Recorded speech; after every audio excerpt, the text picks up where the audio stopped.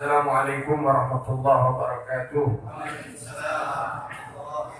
Alhamdulillah, wassalatu wassalamu ala rasulillah Sayyidina Muhammad bin alihi wa sahbihi wa man walah, amma ba'd. Yang sama-sama kita hormati dan kita muliakan para habaib, wabil khusus khadimul majlis Ta'lim Waratib Al-Habib Idrus bin Abdurrahman Al-Kaf beserta keluarga, dan yang kita hormati Al-Habib Mukhtar Al-Idrus, para tuan-tuan guru, tokoh masyarakat, para asatidz wal asatidah, hadirin wal hadirat, jamaah majlis Nurul Huda yang mudah-mudahan selalu diberikan hidayah oleh Allah Subhanahu wa taala. Alhamdulillah, segala puji syukur kehadirat Allah Subhanahu wa taala. Salawat serta salam mudah-mudahan tetap tercurahkan kepada junjungan kita Nabi besar Muhammad sallallahu alaihi wasallam beserta para keluarga dan sahabat serta orang-orang yang mengikuti jejak beliau ila yaumil qiyamah. Alhamdulillah, kita bersama-sama tadi telah membacakan maulid. Kita bersalawat kepada Nabi kita Muhammad sallallahu alaihi wasallam, yang mana beliau mengatakan, ma min muslimin yusalli alayya illa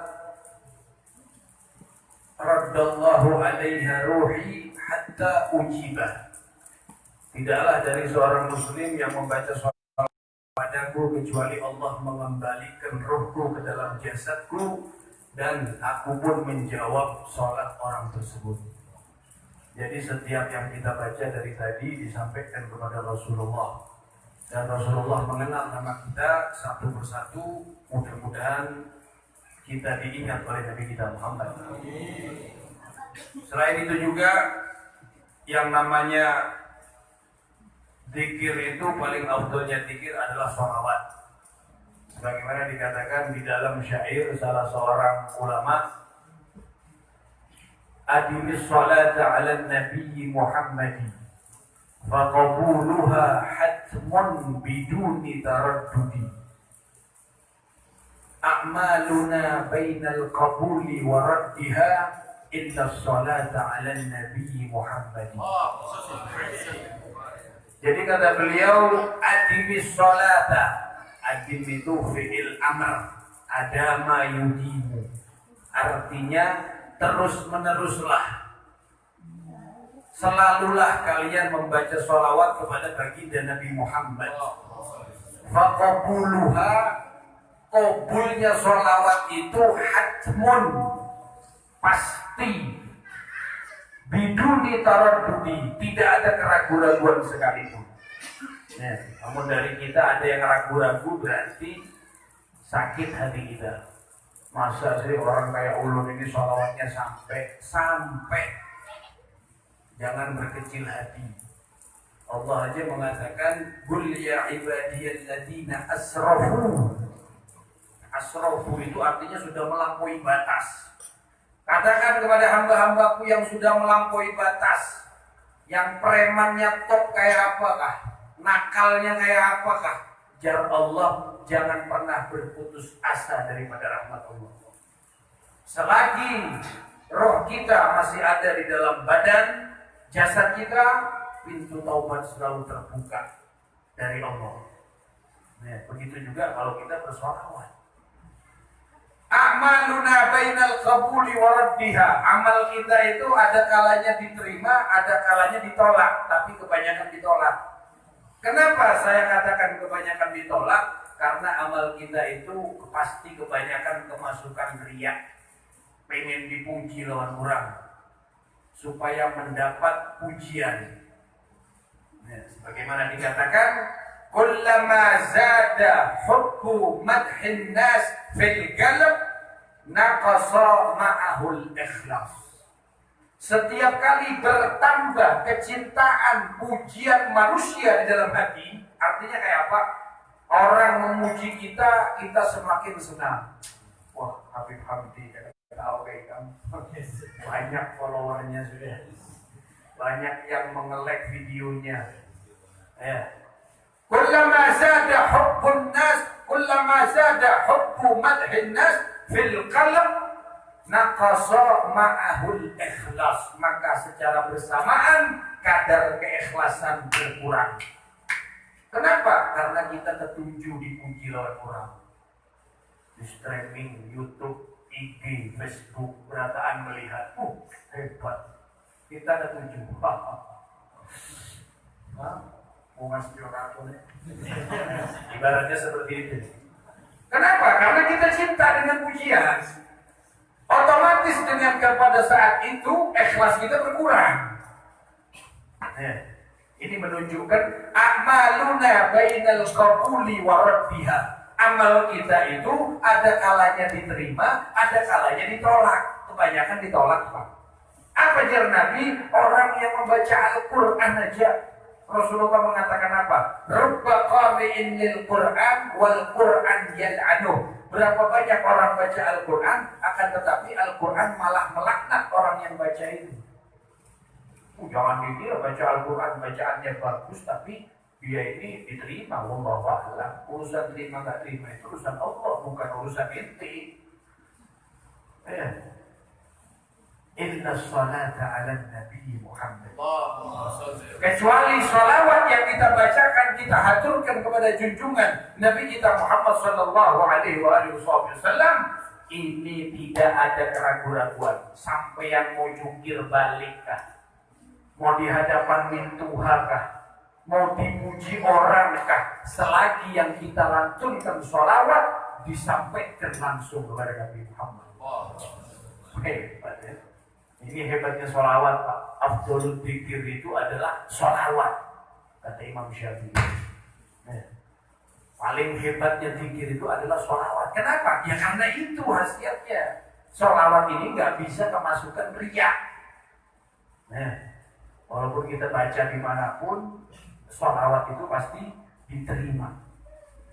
Mudah-mudahan sholawat yang kita baca bisa menjadi tabungan kita kelak di akhirat. Baik, kita lanjutkan pelajaran kita. Di dalam pembacaan kita Fathul Ilah bima yajibu 'alal abdi bi maulah. Bismillahirrahmanirrahim. Radhiyallahu ankum wa qala radhiyallahu ta'ala wa nafa'ana bihi wa bi 'ulumihi fid dharain amin.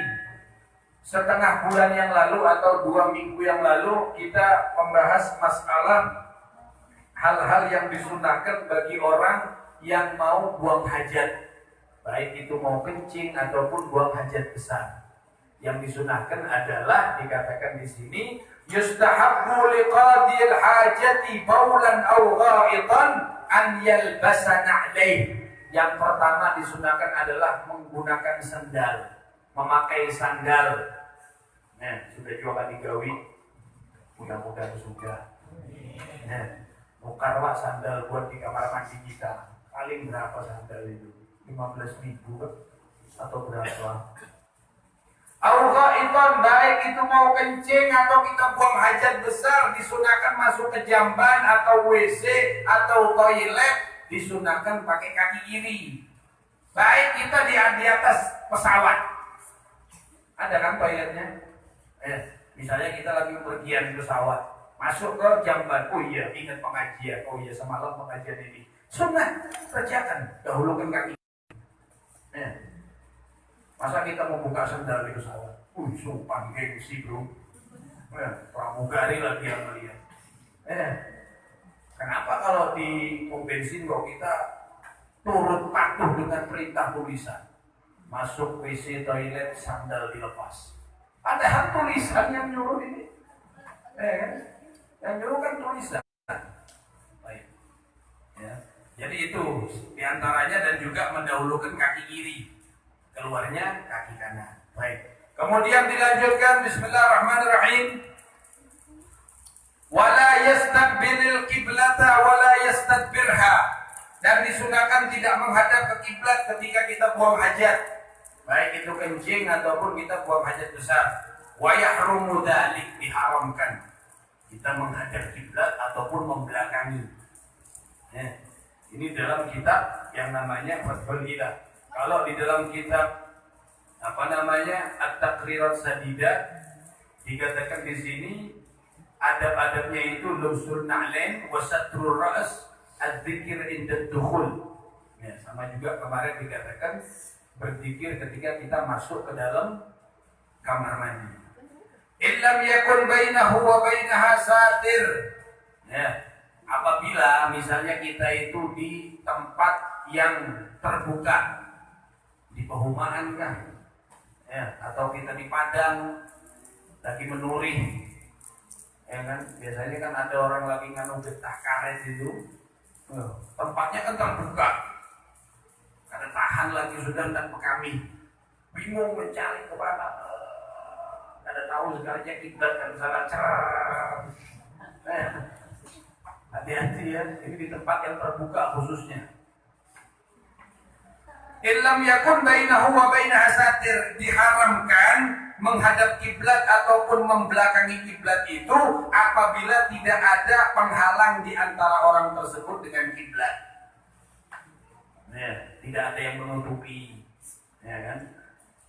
Ya, biasanya kan ada tempat wadah untuk kencing itu ada namanya kayak tabing itu, ya. Atau kita bertutup di balik apakah? Pohon pisang. Orang-orang dulu kan gitu, kalau kencing di sungai itu biasanya membawa pohon pisang. Orang dulu di malunya mereka luar biasa. Orang sekarang nggak ada malu.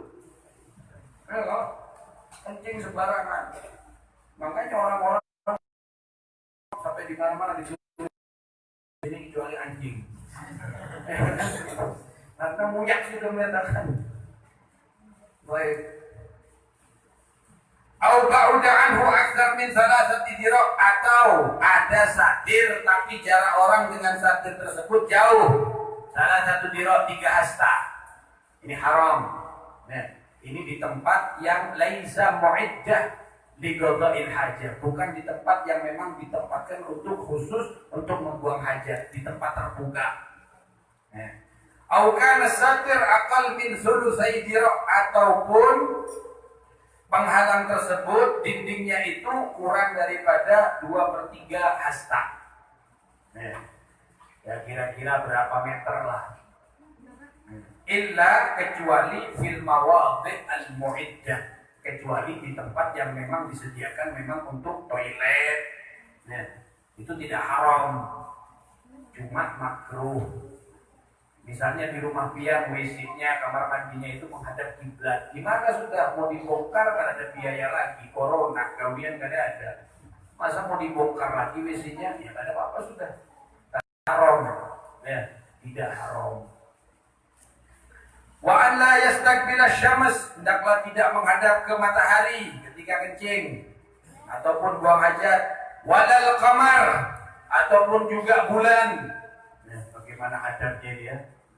Kalau kita dengarkan, masa sih orang kami ngadap matahari ini aja, kenapa ribet benar ini ilmu? Nah, ini ajarannya Rasul, ajarannya Nabi seperti ini. Wala yarfa'u thawbahu hatta yadnuwa minal ard, tidaklah mengangkat bajunya sehingga dia sudah dekat ke tempat buang hajat. Contohnya seperti ini, Pak. Sampean bekami masuk ke WC, sampean mau duduk ini ya. Biasanya kalau kita dari luar kan langsung. Oke nih yo. Kalau kita kan ada, ini sudahnya kita masuk WC kaki kiri, Allahumma inni a'udzubika minal khubuthi wal khaba'ith, kita mau duduk dibuka. Jangan langsung dari luar. Wah, ini sampai wah, biasanya binian mang dari kampung. Biasa ya. Itu dipraktek. Yarfa'u thawbahu hatta yabdu'a minal ard, tidak mengangkat pakaiannya sehingga dia betul-betul sudah di dalam posisi mau duduk jongkok ketika buang hajat tersebut. Wala yabula fi makani sulbin, tidaklah kencing di tanah di tempat yang keras. Ya. Tempat tanah yang keras itu kencing. Kenapa? Takut proses percikannya itu kembali ke pakaian kita sehingga najis. Ya. Misalnya kenanakan ini dengarkan. Ya, kenanakan asal kami aja. Ya. Jadi harus betul-betul diperhatikan. Wala yamduru ila sama, tidak menghadap ke langit, ke kami. faedahnya. Kencing kok lihat langit, ya kan? Wala ila farji, ataupun tidak menghadap ke kemaluannya. Tidak boleh.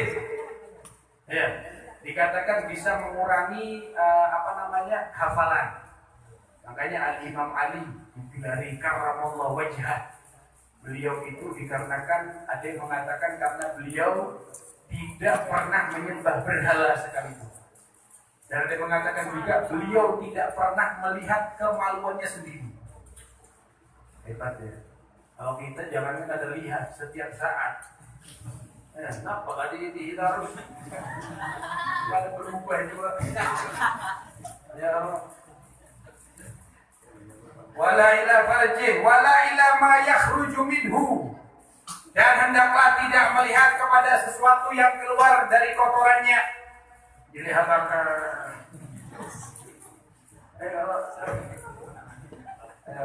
Nampak gelang keluar emas kah? Nah itu bang yang keluar sudah. Makanya dikatakan oleh ulama itu sebagai ulama, gimatul insan, harga diri manusia itu sesuai yang keluar dari yang masuk ke dalam perutnya ini. Kalau orang tidak memiliki ilmu dan akhlak, seperti itu. Wala yabsuqa alaih, tidak boleh meludah. Ketika kita kencing ataupun buang hajat, nggak boleh. Kenapa? Karena dikatakan di sini, warada annal busuk al kharij min asy-syakhs yurisul waswas, bisa menyebabkan waswas. Jadi orang yang bisa penyakit waswas itu berarti ketika dia buang hajat itu banyak meludah. Ya, karena diperhatikan. Nah, mungkin larangan dari Nabi itu tidak ada efeknya, pasti ada. Wasafratul asnan, dan bisa menyebabkan gigi kuning. Mau disingkat pakai apa, tetap aja sudah. Ya kan? Baik. Wasiwak halal khala yurithun nisyan wal ama. Orang bersiwak itu kan sunnah. Ketika di dalam jamban ada orang bersiwak, itu bisa menyebabkan orang lupa dan buta. Tidak boleh di dalam jamban bersiwak. Siwak itu bagus memang, tapi jangan di dalam WC. Nabi nggak pernah sidin bersiwak di WC, itu nggak pernah beliau. Nabi di mana-mana selalu ada. Sayyidina Abdullah bin Mas'ud ini sahabat yang mempersiapkan, menyediakan perlengkapan sholatnya Nabi. Siwak ketika sholat, siwak ketika beliau istirahat, ada semua. Baik.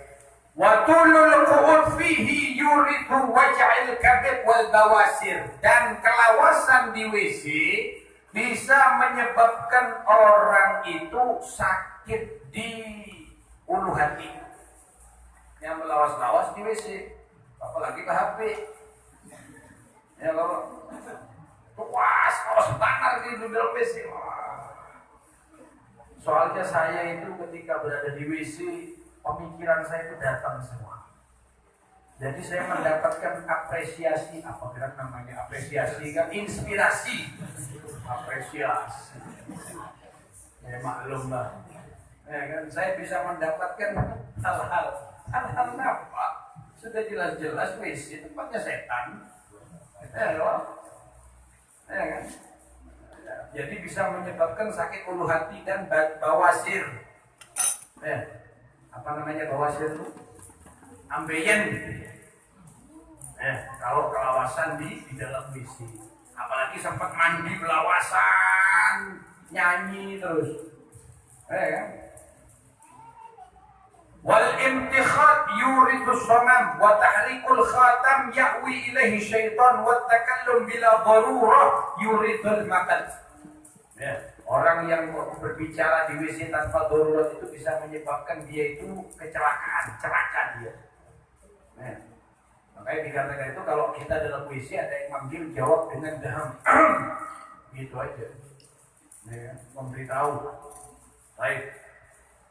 Wala ya'bad biyadihi, dan hendaklah tidak bermain-main dengan tangannya. Wa an yusbila thawbahu qabla intisabihi, ketika tadi mau buang hajat sebelum duduk, Sampai ke tanah, diangkat bajunya, begitu juga ketika dia bangun. Ya, ketika dia bangun, ya, sebelum berdiri tegak, pakaiannya sudah tertutup auratnya. Ya, tidak keburu dibuka dulu. Baik, wa yahrumul baulu fil masjid, dan diharamkan kencing di masjid. Ya, tidak boleh. Masjid itu adalah dari isim makan, sajadah yasjudu. Bahwa sajidun wadaka masjudun usjud la tasjud masjidun. Itu isi makan daripada sajad tempat sujud. Artinya rumah Allah yang kita tahu sekarang. Ya, tidak boleh, kita haram hukumnya kencing di dalam masjid. Seperti cerita ya, kisahnya salah seorang sahabat namanya Sayyidina Nu'aiman. Sayyidina Nu'aiman ini dikatakan sahabat yang menghibur Nabi Muhammad, tukang hiburnya Nabi. Sayyidina Nu'aiman paling dicintai sama Rasulullah. Suatu ketika Sayyidina Nu'aiman ini di masjidnya Rasulullah. Ketika itu kalau nggak salah di zaman Khalifah Sayyidina Utsman bin Affan. Sayyidina Nu'aiman berada di masjid. Di dalam masjid ini ada seorang laki-laki buta. Orang laki-laki buta ini di masjid. Dia lagi setelah ibadah, kemudian dia mengatakan, "Man yadulluni ila hammam." Siapa yang mau mengantarkan saya ke kamar mandi? Saya mau buang hajat. Gak ada orang di situ, gak ada yang menjawab. Ada Sayyidina Nu'aiman. Nah, Sayyidina Nu'aiman ini orangnya kocak, tapi luar biasa, dicintai sama Allah dan Rasulnya, dan beliau pun cinta kepada Allah dan Rasulnya. Dibawa oleh Sayyidina Nu'aiman, dipegang tangannya, dibawa mutar di tengah masjidnya Rasulullah. Dibuat mutar oleh Sayyidina Utsman, orang buta ini terus mutar berapa kali. Setelah itu diletakkan di tengah-tengah masjid. Dikira orang buta ini sudah sampai ke WC. Ya kan, namanya orang buta. Akhirnya si hamba Allah satu ini kencing di situ. Masjid ini. Setelah kencing, para sahabat yang lainnya, la ilaha illallah. Atabulu fi masjid Rasulillah. Apakah engkau kencing di masjidnya Rasulullah? Daur orang-orang, astagfirullah, ini masjid, orang kira tadi sudah di WC. Siapa gerak tadi dan membawa tadi itu siapa? Dakat Nu'aiman, itu namanya Nu'aiman dibilang. Ya wailak Nu'aiman, celaka engkau Nu'aiman, aku akan berperhitungan dengan mau balas dendam, maksudnya sih orang buta ini, ya kan? Akhirnya beberapa saat kemudian, selang berapa waktu, datang lagi di masjid itu orang buta ini bawa tongkat lebih besar. Maksudnya mau menghajar Sayyidina Nu'aiman ini. Setelah sampai di situ, sholat. Si ada Sayyidina Nu'aiman. Kata orang buta ini, mana yang namanya Nu'aiman? Orang buta. Yang ditanya Sayyidina Nu'aiman. Oh, engkau pengen bertemu dengan Nu'aiman, dibilang. Dibawalah oleh Sayyidina Nu'aiman di belakang mihrab. Di situ ada Sayyidina Utsman bin Affan sedang sholat. Sayyidina Utsman bin Affan ini adalah sahabat muhyil layali bi tilawatil Quran, Dzun-Nurain. Orang yang menghidupkan malam dengan membaca Al-Quran. Beliau kalau sudah sholat lupa segala sesuatu sudah. Ibadahnya beliau itu cuma 2 rakaat, sholatnya itu 2 rakaat, nggak banyak. Kalau piantar ada yang 100, ada yang 40, macam-macam. Sayyidina Utsman cuma 2 rakaat, perhatikan. Cuma rakaat pertama hatam Quran, rakaat kedua 1000 kali daripada Qul huwallahu ahad. Kalau sampai pengen meniru Sayyidina Utsman, setiap malam 2 rakaat cukup. Rakaat pertama hatam Quran, rakaat kedua Qul huwallahu ahad atau Al-Ikhlas sebanyak 1000 kali. Akhirnya dibawa oleh Sayyidina Nu'aiman, di belakangnya Utsman bin Affan. Sekarang pas di hadapanmu ini Nu'aiman. Diambillah tongkatnya itu, dipukul dari belakang. Jedar. Sahabat teriak, la ilaha illallah. Atadribu Amirul Mukminin? Kenapa engkau memukul Amirul Mukminin Utsman bin Affan? Ya Allah, taubat, jangan kenalkan saya lagi dengan Nu'aiman. Saya nggak mau kenal lagi dengan Nu'aiman. Cukup sudah, saya nggak mau kenal sama dia. Ini sahabatnya Nabi ya. Jadi yang kita ambil dari cerita itu di dalam kitab ini, wa yahrumul baulu fil masjid, dan diharamkan kita itu kencing di dalam masjid. Baik, walau fi ina'in, walaupun di wadah. Kalau nggak tahan lagi di masjid, mau botol, kada boleh, haram. Ya, ya kan? Wa alal qabr, dan kencing di atas kuburan nggak boleh. Ya. Kuburan adalah tempat yang di situ kita bakal kembali semuanya. Wa alamat rumin, dan di atas makanan, sesuatu yang dimakan bisa dimakan. Misalnya ada buah dari pohon mangga, jatuh mangganya terus kita kecilin, nggak boleh. Ya, ihtiraman, kita menghormati, itu syukur. Wa mu'azzam, dan hal-hal yang diagungkan tidak boleh.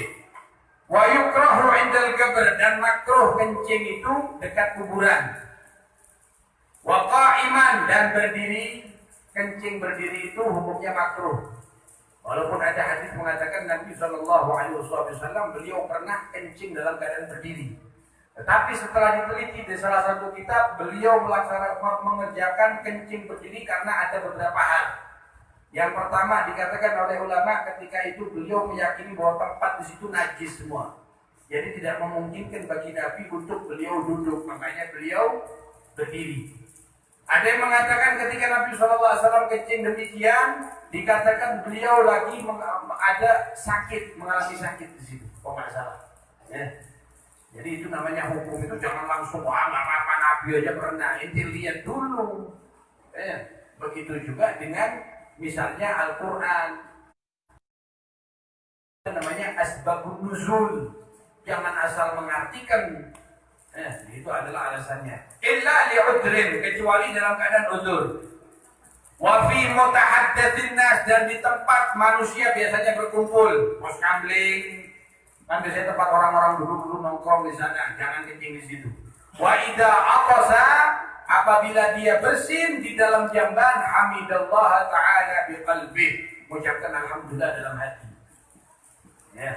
Nah, itu adalah hal-hal yang disunahkan ketika kita mau buang hajat, baik hajat kecil ataupun hajat besar. Baik, paham ya? Baik, kemudian faslun wal hadatsul akbar. Nah, di sini kita membahas tentang hadas yang besar. Atau dikatakan juga wal hadatsul akbar huwa ma aujabal ghusla. Adapun hadas akbar yang besar itu adalah hadas yang mewajibkan seseorang untuk mandi. Wa mujibatul ghusli, dan adapun yang mewajibkan mandi itu sittatu asya, ada 6 perkara. Wa yuqalu laha asbabul hadas, atau bisa dikatakan juga asbabnya hadas. Salasatun minha yashtariku fiha rijal wan nisa. 3 perkara itu laki-laki dan perempuan yang bisa mewajibkan mandi. Apa saja 3 perkara? Wahya al-mautu, kematian. Wa ilajul hasyafah, masuknya kepala zakar. Au qadriha, ataupun sebagian min maqtu'iha. Ya, jadi ketika orang kumpul suami istri itu nggak harus semuanya masuk, dari kepalanya dan batasnya itu, atau bahasa kita helmnya. Ya, ini ilmu Pak, bukan pornografi, supaya kita tahu. Jadi hasyafah itu adalah ra'su zakar. Ya. Baik. Fi farjin, ilajul hasyabati fi farjin wa khurujul mani, dan keluarnya mani. Nah, 3 perkara ini berhubungannya antara laki-laki dan perempuan yang mewajibkan mandi. Arti daripada mandi itu sendiri, al-ghuslu lughatan as-sayalan. Mandi itu dalam arti definisi bahasa artinya as-sayalan, mengalir. Wa syar'an ta'mimul jami'il badan bil ma', menyeluruhkan seluruh badan dengan air biniyatin makhsusah, dengan niat-niat yang khusus. Beda dengan mandi biasa. Baik. Ada perbedaan dalam bahasa Arab itu, kalau beda harokat artinya beda. Ada al-ghuslu, ada al-ghuslu pakai fathah, ada al-ghislu. Jadi dhammah, fathah dan juga kasrah. Perbedaannya apa? Al-ghuslu bid-dhamm ta'mimu jami'il badan. Adapun dengan dhammah menyeluruhkan seluruh badan dengan air. Jadi dibiur gitu. Itu namanya al-ghuslu. Ya, dengan dhammah. Kalau al-ghuslu dengan fathah ismun li ghusli ba'dil a'dha. Ya, yaitu mandi. Artinya mandi itu al-ghuslu. Kalau al-ghuslu dengan kasrah ismun lima yudhafu ilal ma' min sabun aw ghairi. Perlengkapan mandi, sabun, air, segala macam itu namanya al-ghuslu. Ya, itu perbedaannya. Baik.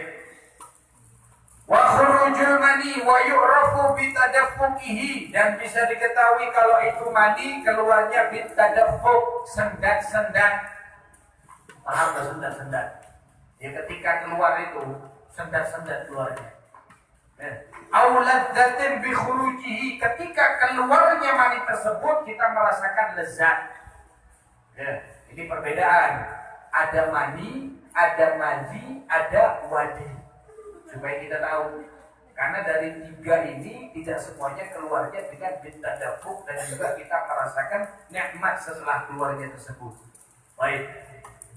Aurihai ajin, ataupun baunya itu seperti ajin, seperti apa namanya itu, kayak bubur gitu loh. Ya. Biasanya seperti bentuknya itu putihnya telur. Ya. Kan kalau ada di pakaian kan seperti kayak apa namanya, ada bekas-bekasnya itu loh. Putih telur itu kalau sudah kering, nah begitu juga dengan mani. Au bayadhi bidin jafan. Ya. Nah itu adalah yang apa namanya, laki dan perempuan. Tiga yang mewajibkan mandi. Wa thalathatun takhtassu bihan nisa, dan tiga perkara yang mewajibkan mandi itu khusus dengan perempuan, binian. Yang pertama al-haid. Kalau perempuan itu haid, maka setelah bersih maka wajib mandi baginya. Ya. Ini ada ibu-ibu, ya kan? Al-haidu, definisi haid itu artinya lughatan al-qat'u, motong. Wa syar'an damu jibillatin yakhruj min aqsa rahimil mar'ah. Ya, darah tabiat kebiasaan wanita yang keluar dari ujung rahimnya perempuan. Itu definisi haid. Ya, banyak perempuan salah paham tentang haid. Mereka menghitung keluarnya haid itu dari bulan-bulan umum. Yang muktamad pendapat Syafi'i itu kita menghitung waktunya haid itu qamariyatan. Ya, bulan itu yang sebetulnya dihitung dari bulan Arab seperti sekarang bulan Muharram. Bukan yang dihitung itu bulan Januari Februarinya, ya kan? Itu yang muktamad. Ya. Tapi sekarang kebanyakan orang yang menghitungnya dengan bulan-bulan yang umum ini. Baik. Wahya haidun, yang ini yang khusus bagi perempuan adalah haid. Wan nifas. Ya, nifas itu adalah darah yang keluar setelah melahirkan. Paling sedikitnya wanita nifas itu majjatun, sebentar. Paling banyaknya 40 hari, ada yang mengatakan 60 hari. Ya kan? Wal wiladah, walau alaqatan, melahirkan. Ya, setelah melahirkan itu diwajibkan mandi. Walaupun yang keluar itu gumpalan darah ataupun daging, wabila rotubah, ataupun yang keluar itu tidak basah sama sekali. Ya, misalnya seperti orang berkuburan. Ya kan? Darah tetap wajib mandi. Ini yang khusus bagi perempuan bini-binian. Baik. Wa yahrumu bil janabati ma yahrumu bil hadath, dan yang diharamkan dengan orang yang terkena junub ataupun janabah besar, sesuatu yang diharamkan bagi orang yang hadas. Ya, seperti orang-orang yang hadas itu diharamkan juga orang-orang yang dalam keadaan junub. Wala apa di dalam Al-Quran itu wala taqrabuha wa antum aakifuna fil masajid. Ya, tilka hududullah yubayyinuha. Dan janganlah kalian mendatangi istri-istri kalian sedangkan kalian berada di masjid. Ataupun di ayat yang lain, hatta yadhurna. Jangan kalian mendatangi istri-istri kalian sampai mereka itu sudah betul-betul bersih. Tilka hududullah yubayyinuha liqaumin ya'qilun. Itu adalah batasan-batasan hukum-hukum Allah. Baik. Dan diharamkan juga wal mukhtu fil masjid. Jadi bagi orang yang junub, laki-laki ataupun perempuan yang haid, orang yang perempuan nifas, diharamkan baginya berdiam di masjid. Wat taraddudu fihi, ataupun dia berbolak-balik di masjid, ataupun wal murur, jalan menyeberang tidak boleh. Ya. Wa qiraatul Qur'an bi qasdil qiraah. Dan diharamkan juga bagi orang junub, baik itu laki-laki ataupun bebinian, membaca Al-Quran dengan niat tujuan membaca Al-Quran. Haram, kecuali dia membacanya untuk litta'awud, littahassun, untuk benteng seperti zikir. Itu kan niatnya dia tidak membaca Al-Quran, tapi dia untuk membentengi dirinya. Baik, paham ya? Nah, itu adalah yang dikatakan sesuatu ataupun hal-hal yang wajib bagi orang yang namanya janabah. Sebagaimana dikatakan yang tadi pertama adalah ilajul hasyafah. Ilaj itu artinya idkhal. Al-hasyafah ra'sud dzakar wa tusamma al-kamrah. Wa dhabitul farji kullu ma yusamma farjan. Sawa'un akana qubulan am duburan. Min adamiyyin wa au ghairihi hayyin au mayyitin. Ya.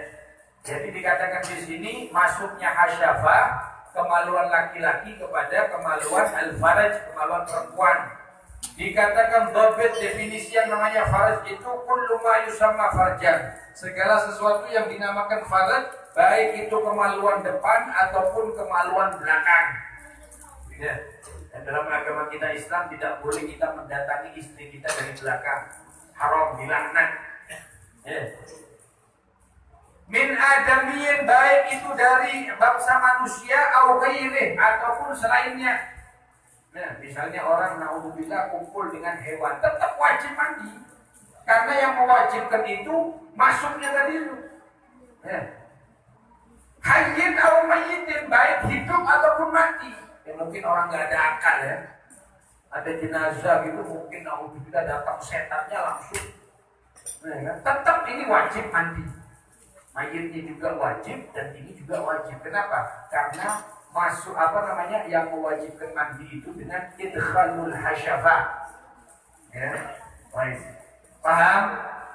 Paham juga Pak. Oi. Sebagaimana dikatakan di dalam kitab Subat, mujibuhul maniyu hina yakhruju. Mujibuhu ay, yang mewajibkan akan mandi itu adalah yang pertama al-maniyu hina yakhruju. Jadi intinya yang mewajibkan mandi itu adalah pertama adalah keluarnya mani. Ya. Wal mautu, dan juga mati. Ya, seseorang meninggal itu diwajibkan bagi dia untuk dimandikan. Baik.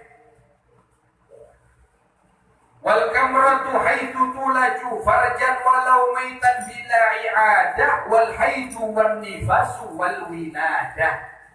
Itu di dalam kitab Safwatul Subat. Ya, baik.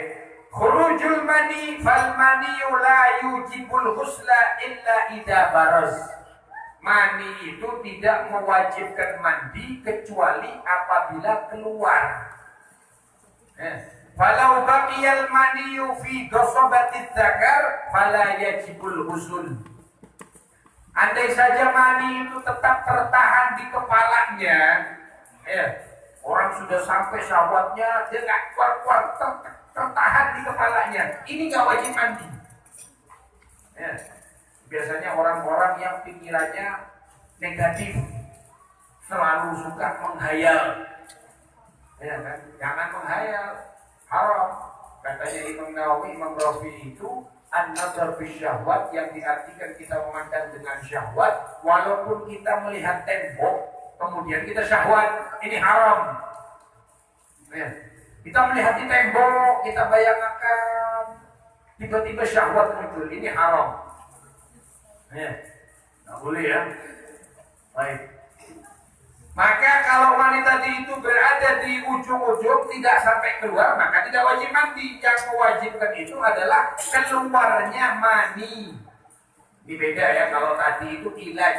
Yang pertama tadi adalah masuknya dakar, masuknya kemaluan laki-laki ke kemaluan perempuan. Kalau ini walaupun keluar ataupun nggak keluar, tetap wajib mandi. Itu yang pertama. Yang kedua, keluarnya mani. Ya. Keluarnya mani itu kan nggak harus orang berkumpul dengan istri atau pasangan, ya kan? Mungkin dia juga mimpi, ya kan? Nah, kalau tidak keluar mani itu, al-mani la yujibul ghusla illa idza baraza ay kharaj. Mani itu tidak mewajibkan mandi kecuali keluar. Kalau nggak keluar tertahan di ujung, tidak mewajibkan mandi. Ya, itu adalah mani. Baik. Dhabitul mani alladhi yujibul ghusl. Ya, definisi mani yang mewajibkan mandi itu ada dua. Yang pertama, an yakuna maniyya syakhs nafsi. Mandinya di orang itu sendiri, bukan mani orang lain. Fala yajibul ghuslu idza kharaja minhu maniyyu ghairihi, walakin yaqudul wudu. Maka tidak wajib mandi apabila yang keluar dari orang tersebut itu bukan maninya sendiri. Contohnya seperti apa? Ya, dicontohkan di sini. Wa in kana al-asli mursadat insidadan khalqiyan wajib al-ghuslu min ayyi manfatin kharajal mani. Dikatakan di sini falau jama'a ar-rajul zawjatahu wa lam taqdi wa qaraha bi thumma irtasalat fa kharaja minha maniyyu zawjiha fala yajib 'alaiha al-ghuslu marratan ukhra. Dicontohkan di sini seorang suami istri berkumpul. Istrinya dalam keadaan tidur, ataupun istrinya ini mukroh, dipaksa kumpul sama suaminya. Kemudian si istri ini mandi, dan dia belum sampai ke waktunya untuk syahwatnya si perempuan ini. Diperhatikan ya, ini bukan porno ya, bukan saya menceritakan hal-hal negatif ada di kitab seperti itu.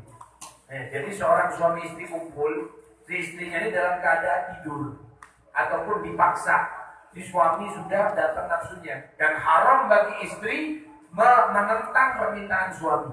Tidak boleh. Karena diperhatikan, kapan saja suami ini minta, wajib bagi istri. Kenapa kok begitu? Kita sebagai wanita emansipasi, karena ada emansipasi. Ini hukum agama, hukumnya Allah. Hukumnya Allah, hukumnya Rasul seperti ini. Bukan masalah emansipasi, tapi kan kami pemilihan harus ada waktu untuk istirahat dia, kan? Dan seperti itu panjang mau dibahas, kita kena ham kita. Baik. Falau jama'a ar-rajul zawjatahu wa lam taqdi wa qaraha bi an kanat na'imatan aw mukrahatan thumma irtasalat. Kemudian mandi si istri ini, setelah mandi wajib tiba-tiba keluar mani suaminya.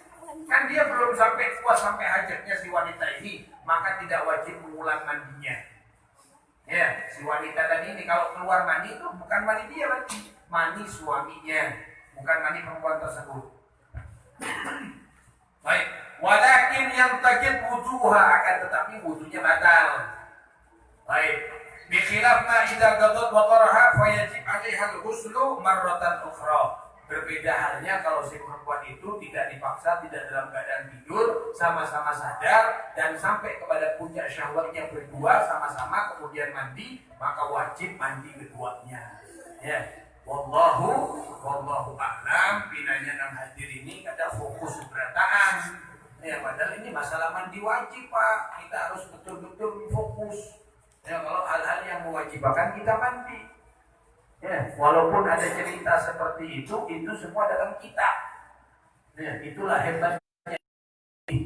Supaya kita mengerti tentang ilmu fikih, para ulama itu memberikan definisi, bahkan mencontohkan. Kenapa? Karena mereka tahu nanti ini datang umat ini semuanya ini pada nggak tahu hukumnya. Apalagi nanti di babul health. Babul head ini lebih detail lagi. Makanya Imam Syafi'i itu mengarang kitab head tidak banyak. Sampai ditanya oleh seseorang sahabatnya, ya Imam, kenapa pian ini ngarang kitab babul head ini sedikit aja? Karena tapi banyak. Dijawab oleh beliau, li'annal rijal la tahid wan nisa la yas'al. Domirnya dibolak-balik. Harusnya tahid itu bagi perempuan.